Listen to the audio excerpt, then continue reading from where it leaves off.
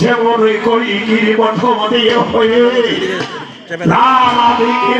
চন্দ্রকে পাঠিয়েছিল ওই যাদব বৎসরের জন্য বলে ওই তোমরা তার প্রতিজ্ঞা লঙ্ঘন করো না।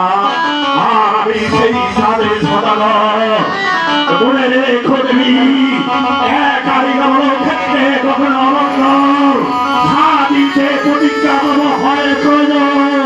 ওই আকাশের চন্দ্র যদি ভূমে ধরতে পড়ে নদীর যদি উঠো প্রাণে